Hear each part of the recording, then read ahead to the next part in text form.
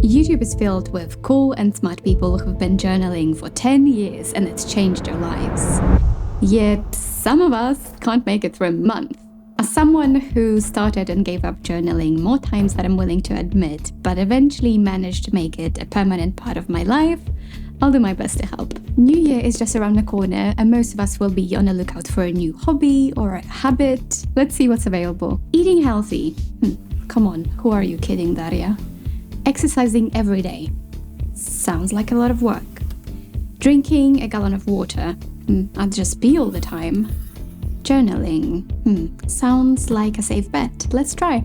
Okay, jokes aside, I tried journaling so many times, I gave up so many times that I was close to thinking it's just not for me. But it turned out that I had a wrong idea about what journaling is, what it's not, and how to do it. So if you want to start and stay consistent, I'll be sharing today the framework that helped me develop my own journaling routine. We'll start with understanding our underlying motivation, which will dictate the overall style of our journaling. Then we'll do a deep dive into logistics and methods that will help us sustain this chosen style of journaling. And finally, we'll move on to 2 guiding principles that will help us stay consistent and enjoy the process.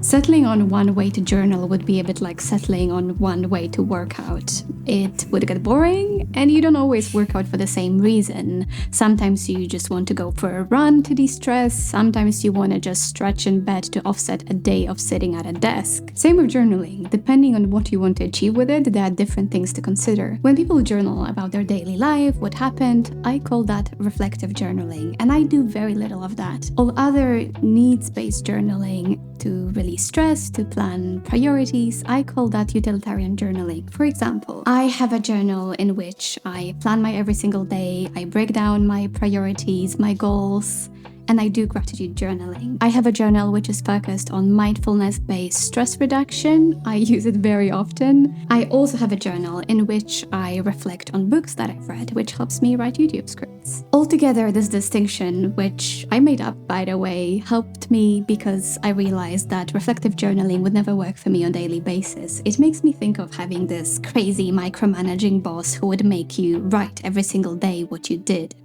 No, thank you.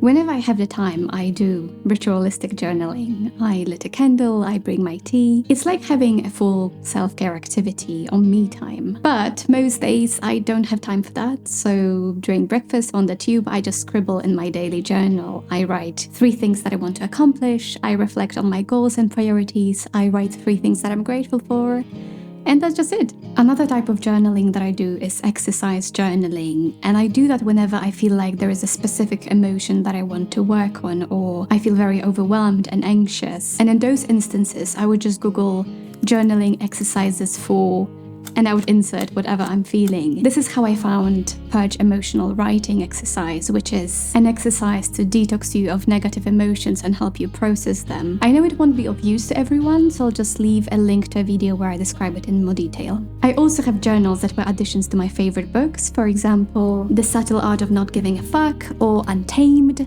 I feel like if I loved the book, the journal is a great way to further reflect on the message of the book and a way to implement it in my life. Once we know why, we need to figure out the how. And just like people have different learning styles, visual, auditory, kinesthetic, the same goes for journaling. I feel like most people give up on journaling because they picked a style or method that did not suit them. And very importantly, you can pick more than one method depending on what you need that day. Analog is the standard pen to paper. As a kinesthetic learner, this is what works for me best. I love the touch and feel of journals. I love taking my journal to a cafe and writing, or on holiday, I love writing by the lake. I hate online distractions, and since I spend half of my waking time glued to the screen, if not more, I don't really want that when I'm writing. But my partner is the complete opposite. If you gave him a physical journal, he would probably lose it very fast. So some people just prefer to do it digitally, like with Notion or an app called One Day. There, the obvious advantage is that you don't have all of this. You can do it online wherever you go, you can search by keyword, attach photos. It's very flexible and convenient. I also know people who do their journaling in the form of voice notes on their phone. So if you're drawn to podcasts, if you learn by listening, if you like sending voice notes to your friends, this one may be for you. Many apps automatically transcribe your audio into text, which can be helpful if you wanted a written record of your voice notes. I remember when I started journaling for the first time, I bought this beautiful empty notebook.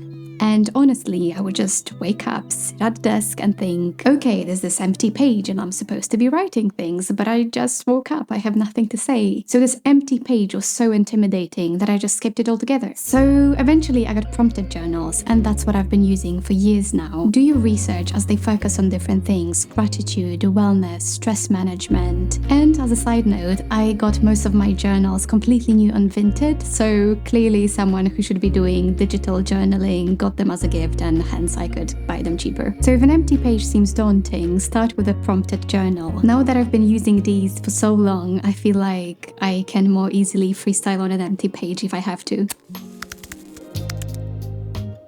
Now that we have our methods and styles, let's figure out how to keep it going long enough to see some benefits. All tips on keeping consistent habits apply here, and there's already a ton of information out there, so I wanted to focus on 2 principles that were helpful for me specifically with journaling. As with everything, the easier and nicer you make it for yourself, the more likely you are to stick with it. So for example, if you leave your workout clothes next to your bed for the morning, you are more likely to do the workout because you minimize the effort needed to do it. Also, if you do a workout you enjoy with the music you like or with the friend you like, all these things turn it into a positive experience and therefore help make it a habit. Working out is associated with positive emotions, and we want to do the same with journaling. So find a time that works for you. Some people prefer to journal in the morning, some people journal before going to bed. I couldn't do it in the evening because usually I'm so tired that probably the only thing I would write would be, I'm very tired, need sleep, ask me again tomorrow. Also try to make it as nice as possible for yourself. Lit a candle, get a tea, get a nice notebook if you want to. But very importantly, you don't need a fancy journal to start journaling. Actually, I have a friend who got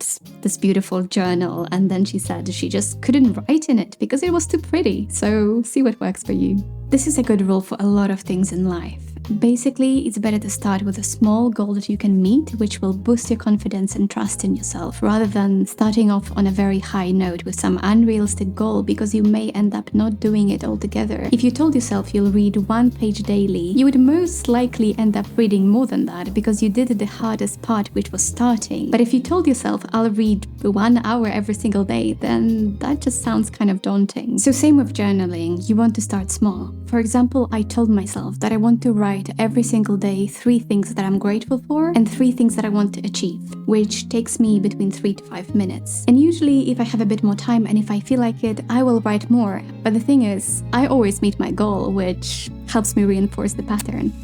My final tip would be not to pressure yourself too hard. If you can't make journaling a part of your life, there are tons of other ways to process emotions, practice gratitude, or empty your head. Journaling is just one of them. But I do hope that you will give it a try and that some of the things that I shared can be helpful.